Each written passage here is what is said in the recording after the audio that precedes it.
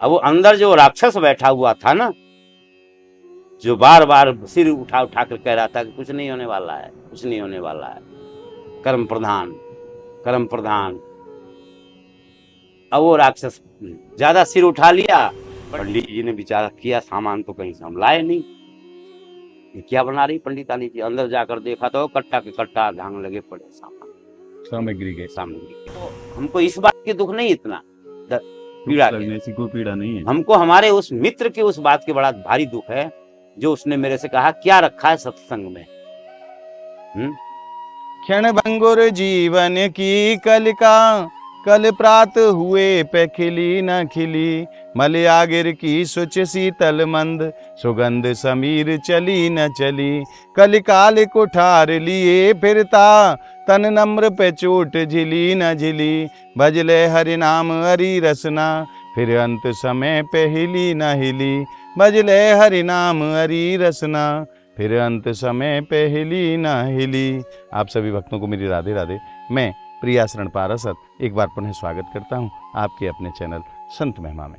किशोरी जी की कृपा से अनेकों प्रकार की सेवाएं ब्रजमंडल में अनवरत रूप से हो रही हैं और खूब सेवान को परम सुख हृदय को प्राप्त है रहे हुए। आज उसी श्रृंखला में जून महीने की गौ माता की गौ सेवा लेकर के हम चल रहे हैं। ब्रज को एक बड़ो ही सुंदर स्थान है, जाकू फुलवारी कुंड कहो जाए। बड़ो ही प्राचीन स्थान है और बड़ो ही सुंदर स्थान है। वहाँ एक संत विराजे हैं जिनको नाम है श्री रामायणी बाबा, और जहाँ लगभग 10-12 गौवंश की बाबा सेवा कर रहे हैं। तो आज की सेवा वहीं लेकर के चल रहे हैं और गौ माता के चरणन में, बाबा महाराज के चरणन में आज सेवा समर्पित करेंगे। और अगर किशोरी जी की कृपा रही तो आज संत के सत्संग को भी सौभाग्य प्राप्त होगा। तो आइए चलते हैं और आनंद लेते हैं जून महीने की गौ माता की गौ सेवा को। बोलिए लाडली लाल की जय। आइए।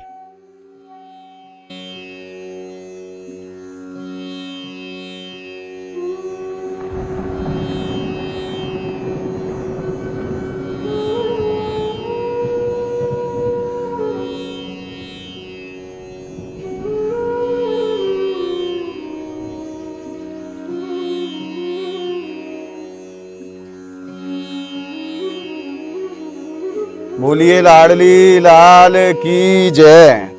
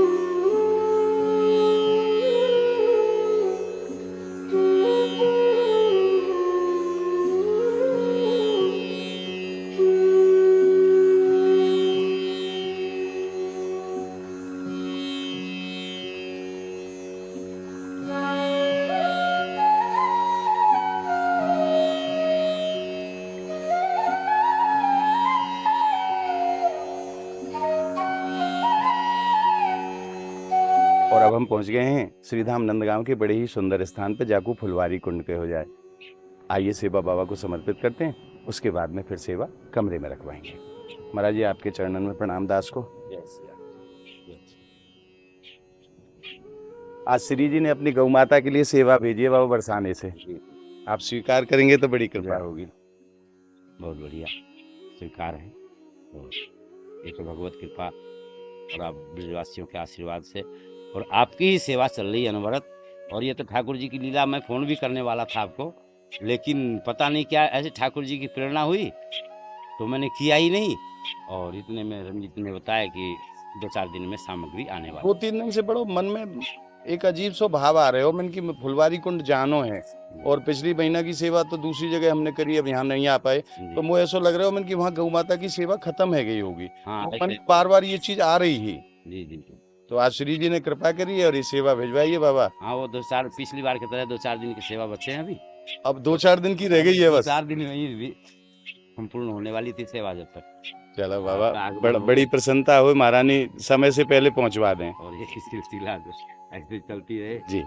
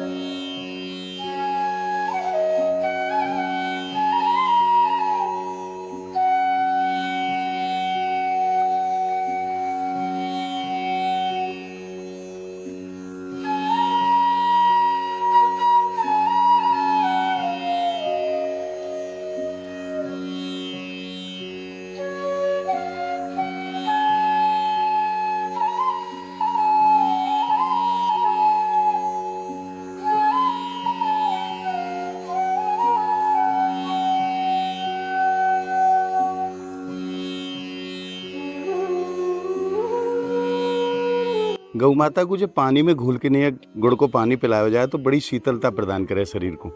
या लिए गुड़ की भी सेवा श्री जी ने भिजवाई है।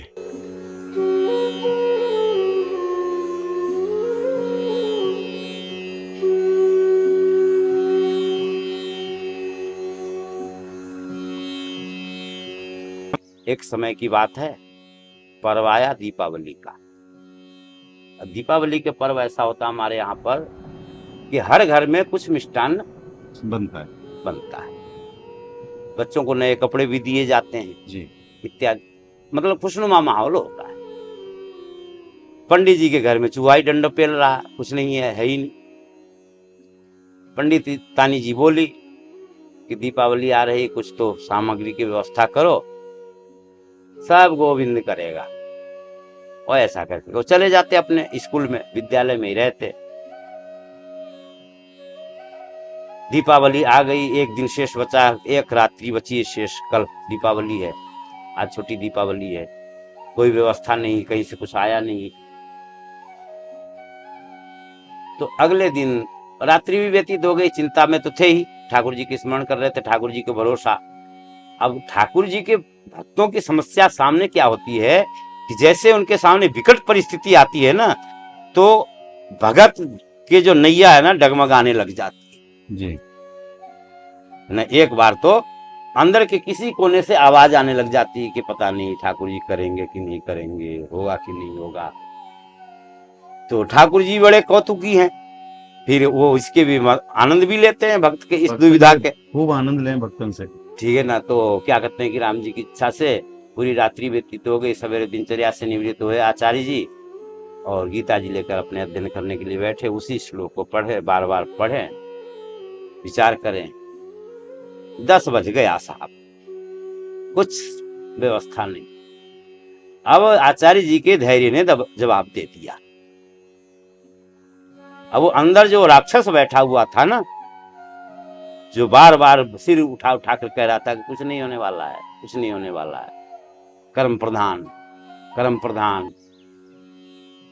अब वो राक्षस ज्यादा सिर उठा लिया, पंडित जी ने लाल पेन उठाया और गीता के उस श्लोक के ऊपर कट के निशान लगा दिया कि गलत, झूठ। अब साहब निशान लगा करके रोने लग गए और एकांत में बैठ करके अब घर जाए तो क्या जाए, है ना। कोई व्यवस्था तो है नहीं। पंडितान जी को क्या जवाब देंगे, वो तो पहले से तैयार बैठी लड़ने को। पंडित जी गए नहीं, 2 बज गया। पंडित जी घर गए तो भैया दरवाजे के बाहर से बड़ी खुशबू आ रही, माल पानी बनने के। अच्छा, कढ़ाई की खटपट की भी आवाज आ रही अंदर से।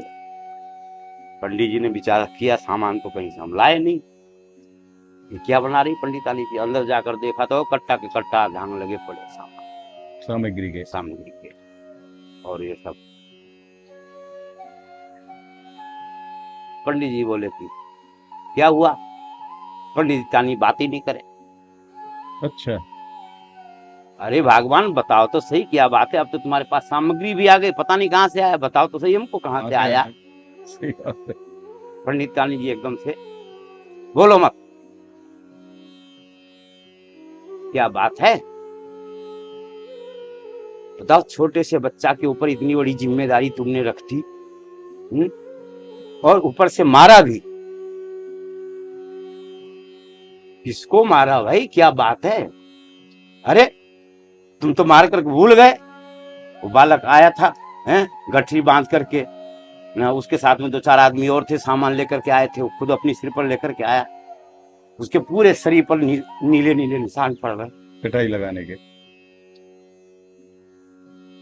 आचार्य तुरंत समझ गए कि वो श्लोक को जो मैंने काटा पीटी करी है ना, वो पिटाई लगाने के रूप में। तुरंत आचार्य जी फूट फूट कर रोने, मुझसे गलती हो गई। मैंने ठाकुर के, जिसने अब तक मेरा पूरा भार उठाया ना, जिसने कभी मेरे विश्वास को तोड़ा नहीं, आज मैंने उसके वचनों के ऊपर अविश्वास करके और गीता के श्लोक के ऊपर मैंने गलत मतलब लाल पेन चला दिया। ऐसा कह करके आचार्य जी फूट फूट कर रोने लग गए और वापस तुरंत उल्टे पाम विद्यालय में आ गए और भगवान से क्षमा प्रार्थना करी। कहने का अभिप्राय हमारा यह है कि भगवान ने जो प्रतिज्ञा करी है उसका निर्वहन प्रभु अवश्य करते हैं, इसमें कोई दो राय नहीं। और अभी आप कह रहे थे ना, दोहा बोल रहे थे कि तुलसी बिरवा बाग में सींचत हुक्म लाए, राम भरोसे जो रहे पर्वत पर हरियाए। अब मैं कल एक परिक्रमा कर रहा था ठाकुर जी के, तो पल्ली तरफ, मंदिर के पल्ली तरफ माता जी जो मंदिर बनवाई है ना, वो एक चंपा के पौधा लगा गई इतना बड़ा। विडंबना यह है कि हम लोग कोई भी उधर ध्यान नहीं दे पाते, पानी आदि की व्यवस्था नहीं। पानी आने के लिए इधर तो लगा देंगे, उधर किसी को ध्यान ही नहीं रहता है। लेकिन कल मैंने देखा सबसे ज्यादा तंदुरुस्त वो पौधा है, जिनको हम पानी लगाते हैं ना याद कर करके, वो इतने तंदुरुस्त नहीं है जो बिना पानी वाला पौधा वो तंदुरुस्त हो रहा है। क्यों? क्यों? राम भरोसे है भैया। बाबा जी भी भूले पड़े, कार्यकर्ता भी भूले पड़े, किसी को ध्यान ही नहीं है, वो तो अपने आप राम जी के भरोसे फल फूल रहा है। तो ये ठाकुर जी की कृपा, महती कृपा है, और जिस जीव के ऊपर हो जाती है कृपा, बाबा मुझे लगे कहीं ना कहीं हमारे विश्वास में कमी है। हाँ बिल्कुल, क्योंकि भक्ति को प्राकट्य ही विश्वास से, विश्वास जितनो जीव को विश्वास होगा उतनो ही आनंद आवेगा। पर हम लोग कहवे को तो विश्वास कह दें, पर विश्वास हो ही ना है असली में। देखिए रामचरितमानस में तुलसीदास जी ने लिखा है कि भाई हमसे किसी ने पूछा कि किसके भगत हो, तो मैंने कहा राम जी के भगत है। तुलसीदास जी कहते हैं हम कहते तो हैं राम जी के भगत हैं दुनिया से, लेकिन वास्तविकता है नहीं ऐसी। तो क्या लिखते हैं? वंचक भगत कहाई राम के, किंकर कंचन कोह काम के, तिनमह प्रथम रेख जगमोरी, धिंग धर्म ध्वज धंधक तो। तुलसीदास जी कहते हैं कि वास्तविक रूप से भगत तो हम किसके हैं? कंचन, धन के, धनिक क्रोध के, जो हम अपने एक अपमानजनक शब्द को सुन नहीं पाते हैं। कोई हमारे लिए कोई अनादर सूचक शब्द प्रयोग कर दे तो तुरंत हमारा क्रोध जागृत हो जाता है, आग बबूला हो जाएंगे। ठीक है ना, क्योंकि हम उसके गुलाम हैं। और काम के, कामनाओं के, दुनिया भर की कामनाएं हमारे पीछे लगी हुई है, ये चाहिए, वो चाहिए, फला चाहिए, ढिमाका चाहिए, श्रृंखलाएं बनी हुई है। तो वास्तविक रूप से हम इनके दास हैं। और कहते प्रचार हम किसके कह रहे हैं? राम जी के दास। राम जी के दास। तो इसको कहते हैं ठग भगत, वंचक भगत। तो लेकिन ये है कि गीता जी में इसको, इस बात के लिए भगवान ने थोड़ा सहारा दिया हम जैसों के लिए। अपि चेत स दुराचार भजते माम अनन्य भाग साधु रेव समन्य मंतव्य सम्यक व्यवस्थित। भगवान कहते हैं अर्जुन, यद्यपि करके कोई बराबर हमारे भक्ति मार्ग पर नहीं चल पा रहा है, बराबर नहीं चल पा रहा है, फिर भी यदि मेरे संपर्क में है तो मेरी दृष्टि में वो साधु है, और आज नहीं तो कल वो सेंटर में आ ही आ जाएगा। ये हमें भरोसा है। बस एक बार अंटा में आ जाना चाहिए टेढ़ी टांग वाले के। टेढ़ी टांग वाले की टांग में अगर टांग फंस गई तो जिंदगी में सुलझ नहीं सकती है, उसको तो भुगतना ही पड़ेगा उसको। जय जय श्री राधे। बाबा, पर एक मन में थोड़ी सी शंका आवे, जो कि मेरो कहा समस्त जनमानस को प्रश्न है। आज हम देखे हैं जो प्रभु की भक्ति में लीन हैं, प्रभु अपने भक्तन की बड़ी कठिन परीक्षा लें, और उनके विपरीत जो नास्तिक लोग हैं जो प्रभु से विमुख हैं, और उन्हें देखो तो वो खूब आनंद में हैं। ये जो अंतर है ये क्यों है? जबकि प्रभु की शरणागति प्राप्त करने के बाद तो जीव के सबरे कलेश खत्म हो जाने चाहिए, जबकि भक्त को बड़ी बड़ी परीक्षाएं देनी पड़ी हैं। तो प्रभु अपने भक्तन की परीक्षा क्यों लें? देखिए, एक इसमें जो वास्तविक में देखा जाए ना, तो प्रभु हमारी ही इच्छाओं की पूर्ति करते हैं। अब मैं रामचरितमानस के एक कथा से आपको उदाहरण, जब नारद जी को मोह हुआ, शंकर जी के पास में गए, ब्रह्मा जी के पास में गए, अंत में वैकुंठ गए भगवान के पास में। भगवान ने और उनको आदर सम्मान देकर उनके अभिमान को और बढ़ा दिया, ठीक है ना। अब नारद जी अभिमान में फूले नहीं समा रहे हैं, मतलब अब उनको ये लगने लग गया कि अब भगवान के बराबर के हो गए, हम उसी दर्जे में आ गए, क्योंकि भगवान के बराबर बैठ कर कभी आए। तो उनको ये भ्रम हो गया कि हम भगवान के कैटेगरी के अब बन चुके हैं। तो नारद जी वहां से चले। तो लक्ष्मी माता ने पूछा कि ये तो पहले बेचारा अभिमान में भरा हुआ है, और आपने तो ऐसा काम कर दिया है जिससे कि इस नारद के अभिमान और बढ़ जाए। तो भगवान बोले कि देखो, व्रण एक रोग होता है, व्रण माने फोड़ा। फोड़ा का एक सिस्टम है, फोड़ा हो गया है तो उसको आप कुछ उपचार करके उसको वहीं कोई दबा सकते हैं। कदाचित अगर वो फोड़ा ऊपर बढ़ गया है तो उसको दबाया नहीं जा सकता, फिर उसका एक ही उपचार है, वो पूरी तरह पक जाने के बाद में उसकी गांठ निकालनी पड़ेगी ऑपरेशन करके, तभी वो ठीक होगा, तभी ठीक होगी, उसको फिर नहीं दबाया जा सकता है। तो नारद जी को फोड़ा के अभिमान हुआ, अभिमान रूपी फोड़ा हुआ।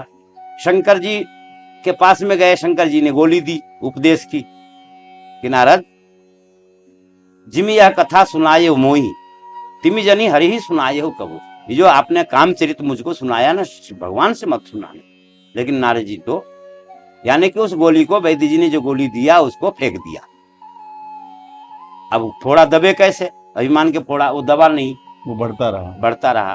तो जब तक भगवान के पास पहुंचे, भगवान ने बड़े वैद्य, भगवान ने देखा फोड़ा भैया ऐसा हो चुका है कि अब इसको दबाया नहीं जा सकता, अब ऑपरेशन ही इसका इलाज है। तो अब उसके लिए उपाय है कि वो फोड़ा अभी पूरी तरह पका नहीं, तो पकाने के लिए उसके कुछ इलाज करो भैया, पकाना पड़ेगा, कुछ लगा करके, कुछ करके, इंजेक्शन करके। तो इसीलिए भगवान बोले माता लक्ष्मी से कि मैंने इनके अभिमान रूपी फोड़ा को पकाने के लिए, बढ़ाने के लिए और डोज दे दिया ताकि ये बढ़िया तरह ऑपरेशन हो जाएगा। नारद जी चले वहां से, अभिमान बढ़ गया और रास्ते में देखा सजावट हो रही है। अब देखो, अब यहीं से चालू हो गई उल्टी गिनती इनकी नारद जी की। अब वहां पर देखा तो संतों को तमाशा से बचना चाहिए, क्योंकि अगर संत तमाशा देखने के लिए चले जाए ना तो खुद ही तमाशा बन जाते हैं, ऐसा देखा गया। इसीलिए संतों को तमाशा देखने से बचना चाहिए। लेकिन नारद जी के अंदर भाव प्रकट हुआ, क्या हो रहा है पूछा, लोगों ने बताया कि कन्या का स्वयंवर है। नारद जी ने कहा हम भी देख लेते हैं भैया, चल करके चले गए। ऐसे व्यूह में फंस गए कि उस कन्या के ऊपर ही मोहित हो गए वो। मतलब जिस कन्या को उन्हें आशीर्वाद देना चाहिए पुत्रीवत समझ करके, उसी कन्या से विवाह करने की उत्कंठा उनके अंदर जागृत हुई। देखो, अधः पतन इसको बोलते हैं। कहां तो अभी काम विजय करके आए, अब कहां काम के वशीभूत हो रहे हैं, पुत्री समान कन्या से विवाह करने को आतुर हो रहे हैं। तो भगवान अब विचार किया कि भाई अब इस समय कौन सहायता कर सकता है, इतनी जल्दी तक तपस्या भी नहीं हो सकती है। तपस्या भी करूंगा 1000-1500 साल, तो जब जाकर कहीं मनोकामना पूरी होगी। स्वयंवर तो अभी होने वाला है, अगर वो हाथ से निकल गई तो नहीं मिलेगी। तो नारद जी ने विचार किया कि मोरे हित हरि सम नहीं को, मेरा हित करने वाले भगवान के अलावा इस संसार में कोई नहीं। देखो, अब यही भक्त का लक्षण, भक्त जब गिरता भी है ना तो भगवान के चरणों में ही जाकर पड़ता है वो। संसारी जब गिरेगा तो दूसरी जगह जाकर गिरेगा। अब नारद जी पतन को तो प्राप्त हुए, लेकिन भगवान के ऊपर अटल भरोसा है कि मोरे हित हरि सम नहीं को, यही अवसर सहाय से हो। इस समय मेरे हित करने वाले भगवान के अलावा कोई नहीं है। ऐसे हमारे प्रभु हमको दर्शन दे करके हमारा मनोरथ सुख कर, भगवान भी चाह ही रहते, तुरंत प्रकट हो गए। बोलो। नारद जी ने कहा कि महाराज क्या कहूं, कहने में तो शर्म आती है लेकिन कहना पड़ेगा। बोले नहीं नहीं बताओ बताओ। बोले ब्याह करने की इच्छा है मेरी। बोले फिर कोई कन्या देखी है क्या? बोले हाँ देख लिया, सब तैयारी है, बस खाली आपकी कृपा चाहिए। बोले हमारा आशीर्वाद है। बोलो। बोले ऐसे नहीं, आपन रूप देहु प्रभु मोही, अपना रूप दीजिए, क्योंकि स्वयंवर में जाकर भाग लेना है। वह कन्या उसी के गले में वरमाला डालेगी जो सबसे ज्यादा सुंदर होगा, और आपसे ज्यादा कोई सुंदर है नहीं। आप अपना रूप उधार दे देंगे थोड़ी देर के लिए, थोड़ी देर के लिए। पहले पुराने जमाने में ससुराल जाते थे ना नए नए दूल्हा राजा, तो पड़ोसी के पैंट शर्ट उधार मांग करके 1-2 दिन के लिए ले जाते भैया तेरे पास कुर्ता बढ़िया वारो है, आज मैं ससुराल जा रहा हूँ, थोड़ी देर के लिए मुझे दे दे, वापस आके तू दे दो वापस।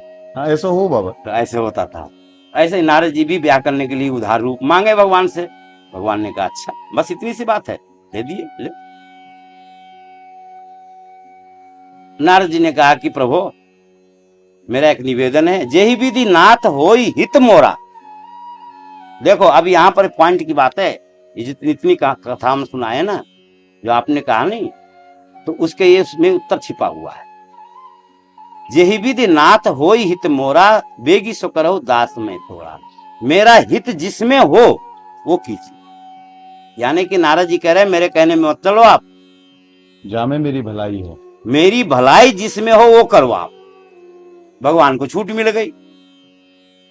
भगवान ने कह दिया जेहि विधि होई परम हित नारद सुनो तुम्हार, हम सोई हम करब न आन कछु बचन अनमृषा हमार। तुम्हारे जिसमें हित होगा वही करेंगे, दूसरा कुछ नहीं करूंगा। और हरि माने भगवान, हरि माने सिंह, हरि माने सांप, हरि माने बंदर। इन चारों को हरि कहा जाता है, ठीक है, चारों के नाम हरि है। तो भगवान ने हरि नाम, मतलब हरि नाम से अपना जो बंदर का जो रूप है वो दे दिया। कहने के अभिप्राय हमारा ये है कि अब और आगे कथा सब जानते ही आप, नारद जी मुक्त हुए माया से भगवान। इसमें जो भी हम संकल्प करते हैं ना, वही प्रतिफल के रूप में हमें मिलता है।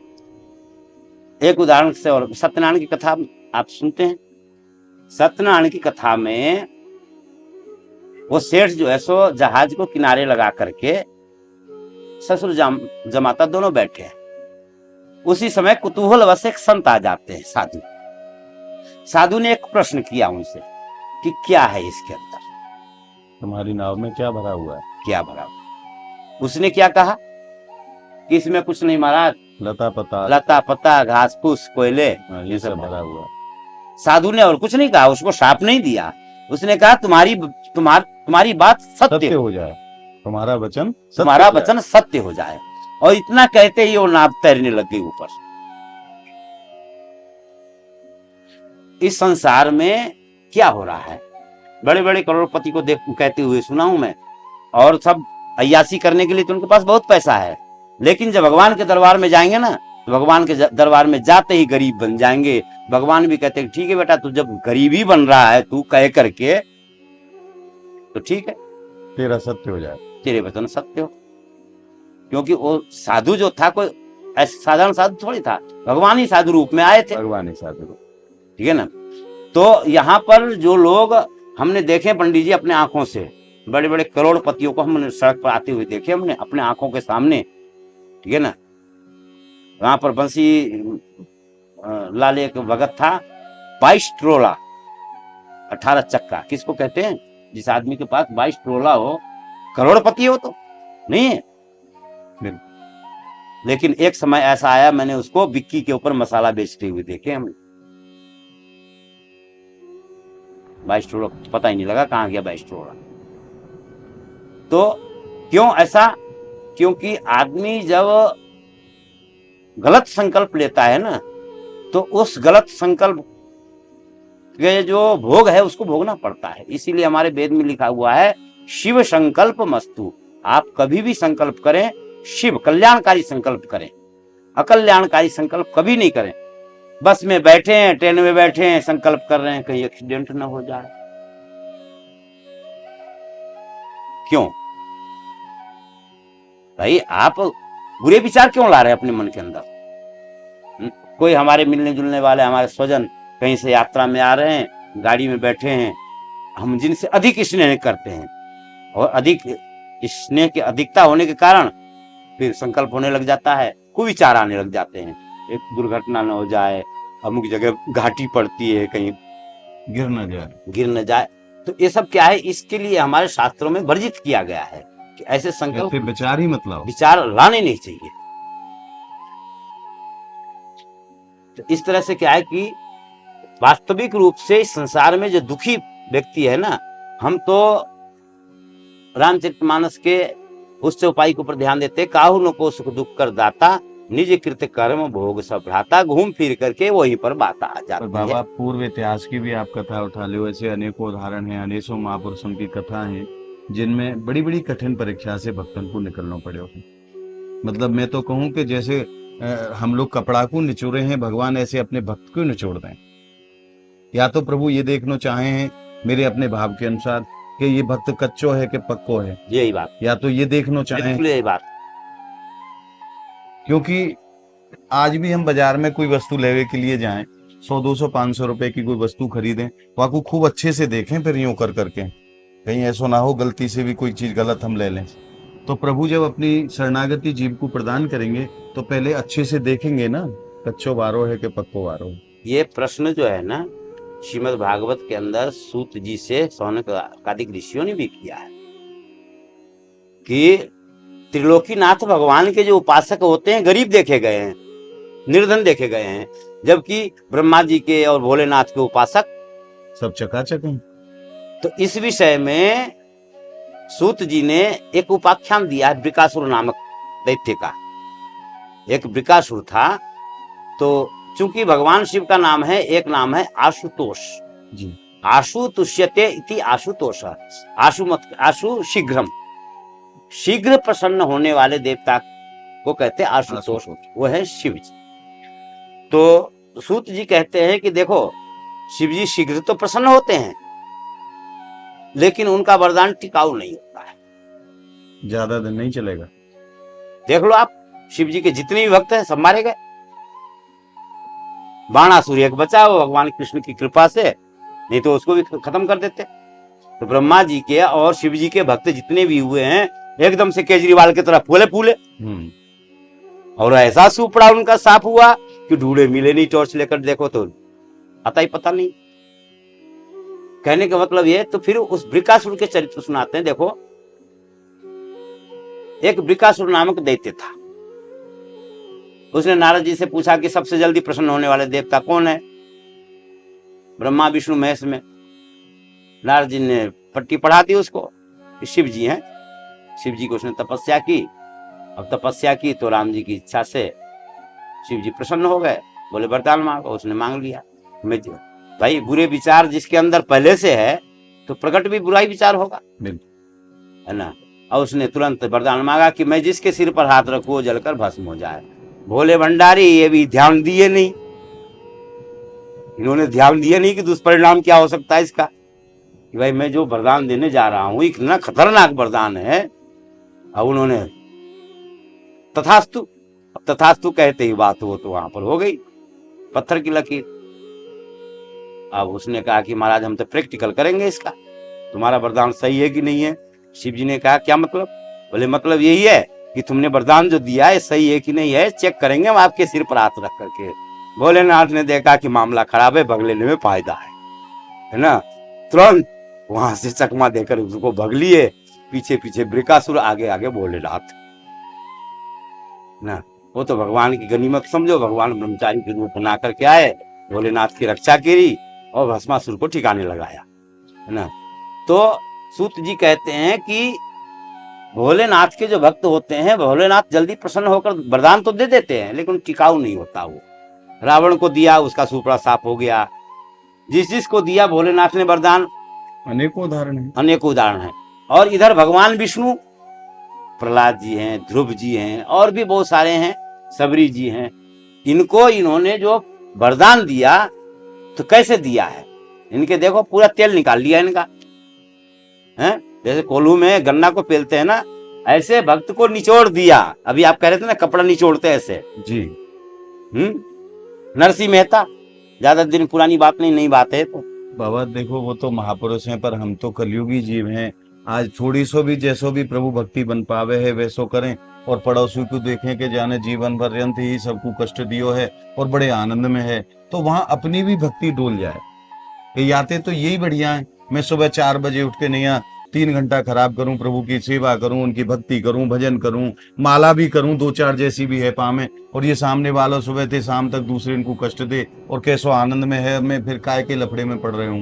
मतलब ऐसे भाव आ सके है, क्योंकि कलयुगी जीव हैं, लेकिन नहीं आना चाहिए। और कलयुग के संसार के लोगन को एक खास प्रवृत्ति है जीव की, कि जिस प्रकार से हम पानी को ऊपर डालें, चाहे पहाड़ की चोटी पे डाल दें, वो नीचे की तरफ ही आएगा। उसी प्रकार हमारे मन की जो स्थिति है वो भी ऐसी ही है कि यहाँ में बुरे विचार आप कितने भी सावधानी बरत लो, मगर आए बिना मानेंगे नहीं। लेकिन जो भगवान के भक्त होते हैं ना, भगवान देखिए वो तटस्थ रहते हैं और भगवान के भरोसे। और जैसे कि खैर आपको क्या समझाना है, लेकिन आम जनता के लिए 2 मित्र थे, एक सत्संगी और एक दारूडिया, दोनों में मित्रता थी। सत्संगी सत्संग करने के लिए जा रहा, रास्ते में उसका दारूडिया मित्र मिल गया, वो भी उधर जा रहा।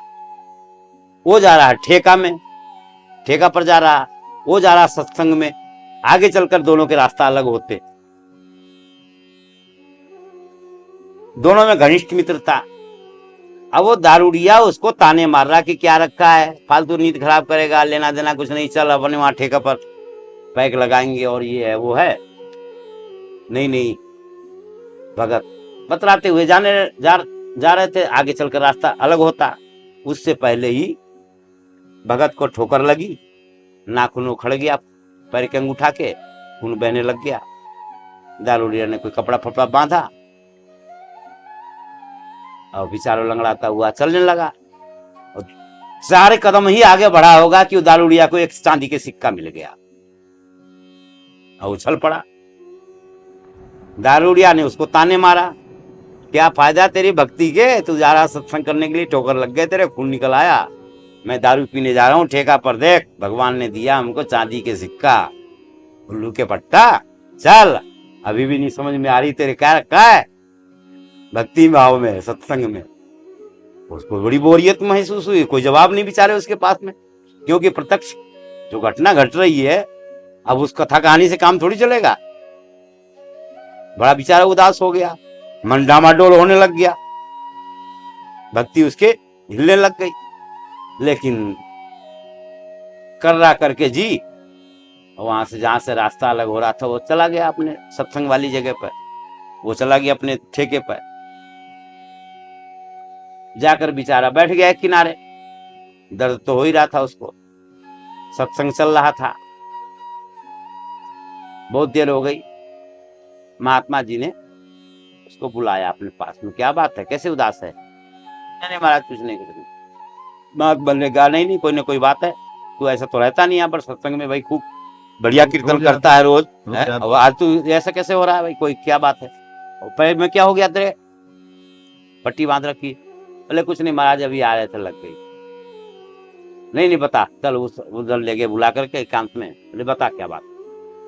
फिर उसने अपने मन की बात बताई कि महाराज चोट लगी हुई तो जीवन है, चलता रहता है, बात हमको इस बात की दुख नहीं, इतना पीड़ा लगने से कोई पीड़ा नहीं है, हमको हमारे उस मित्र की उस बात की बड़ा भारी दुख है, जो उसने मेरे से कहा क्या रखा है सत्संग में। हम सत्संग करने आ रहे थे, हमको ठोकर लगी, हमारे पैर के अंगूठे के नाखून निकल गया, और हमारे साथ में ही जो हमारा मित्र जा रहा था, वो दारू पीने के लिए जा रहा था, उसको चांदी की सिक्का मिल गई महाराज, हमारे ठोकर लगने के तुरंत बाद। महात्मा ने बस, लेकिन मैं इसी दुविधा में हूं, फिर भक्ति करने से क्या फायदा? महात्मा ने कहा भक्ति को थोड़ा इस चीज से तोल रहा है क्या? चल ठीक है, कोई बात नहीं, संसारी जीव है, अभी मैं देखता हूं क्या मामला है। पुराने जमाने की बात है, सत्य सिद्ध थे, ध्यान सिद्ध था उनका,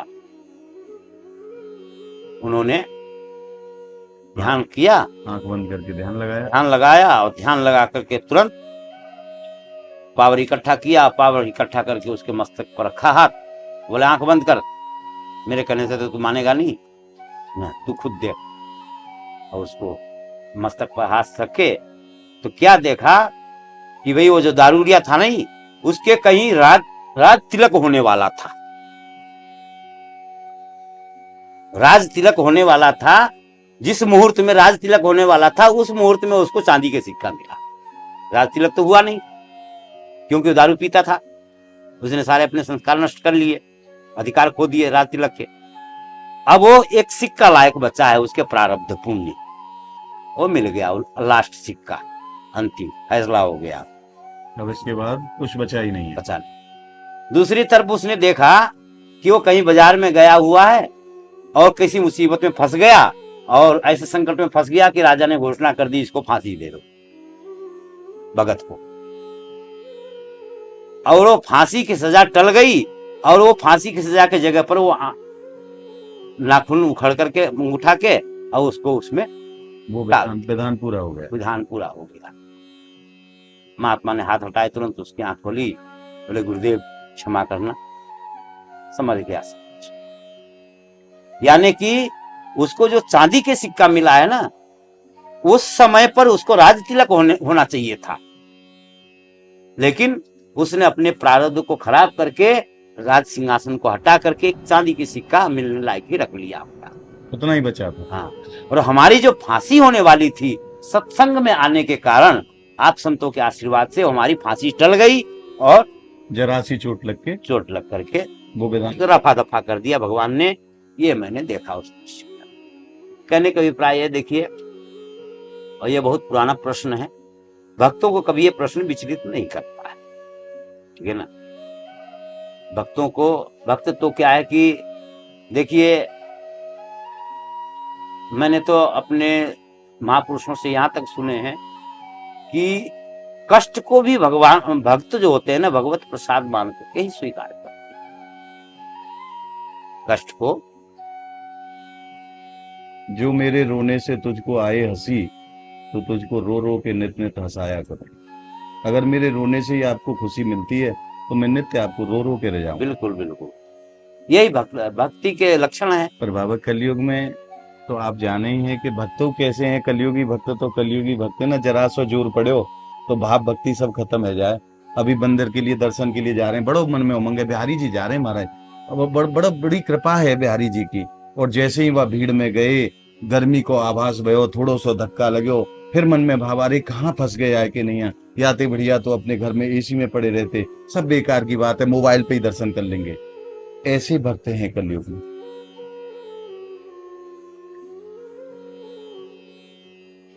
रामकिंकर उपाध्याय जी का नाम सुना आपने? सुना। हाँ, पंडित रामकिंकर उपाध्याय जी। तो जब तक जीवित रहे हैं, प्रतिवर्ष सावन के महीने में 1 महीने प्रवचन करते थे वृंदावन में, स्वामी अखंडानंद जी के आश्रम में। तो एक बार हम लोग बैठे थे, प्रवचन चल रहा था उनका, 2 घंटे चलता था। और प्रवचन उनका ऐसा होता था कि हर कोई समझ में नहीं आती थी बात, कम लोग बैठते थे उनके प्रवचन में, जो पढ़े लिखे जो हैं वही समझ पा। हाँ, वही समझते थे, अथवा जिनकी ज्यादा रुचि है कथा सत्संग में, तो क्योंकि गूढ़ बात बताते थे वो। तो हम लोग बैठे सुन रहे थे।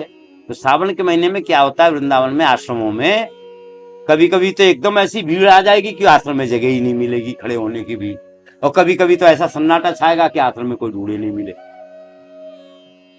तो थोड़ी देर पहले तो हम लोग 10-20 श्रोता बैठे थे, और एकदम से भीड़ आई और पूरा हॉल भर गया कथा में। अब भैया वो भीड़ तो भीड़ होती है, मेला की भीड़ आई और गई। 5 मिनट बाद वो समझ में कुछ नहीं आया, चलो चलो चलो चल पड़े, और फिर वो हॉल खाली हो गया। तो अजीब सा लगने लग गया ना वहां पर, भाई पूरा हॉल खाली हो गया। इतने बड़े हॉल में जिसमें 1000 आदमी बैठ सकते हैं, उसमें 20-25 आदमी बैठे हैं, तो थोड़ा अजीब सा लग।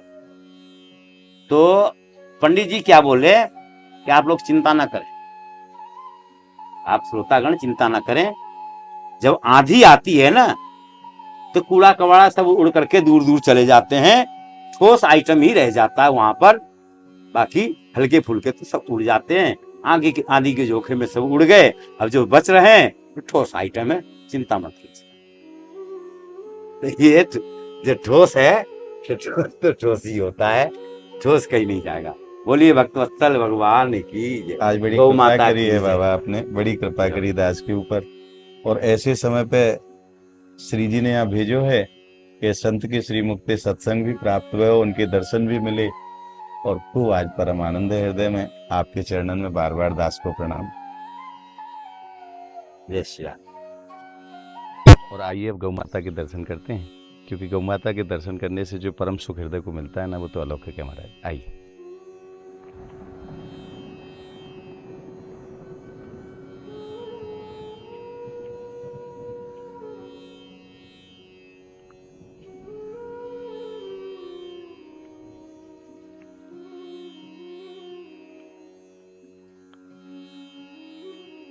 और अब आप दर्शन करें गौ माताओं के।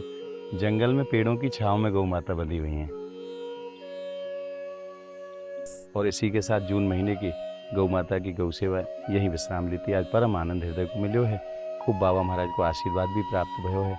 और आप सभी भक्तों को पुनः एक बार मैं धन्यवाद करूं, जिनको माध्यम बनाए के लिए श्री जी ये सेवा के कार्य करा रही हैं। आप सब भक्तों के ऊपर सदैव हमारी किशोरी जी की कृपा बरसे, और सदैव गौ माता की कृपा आपके जीवन में बरसती रहे, यही मंगल कामना किशोरी जी के श्री चरणों में करता हूँ। तो मिलते हैं अगली सेवा की वीडियो के साथ, तब तक के लिए आप सभी भक्तों को मेरी प्रेम भरी राधे राधे।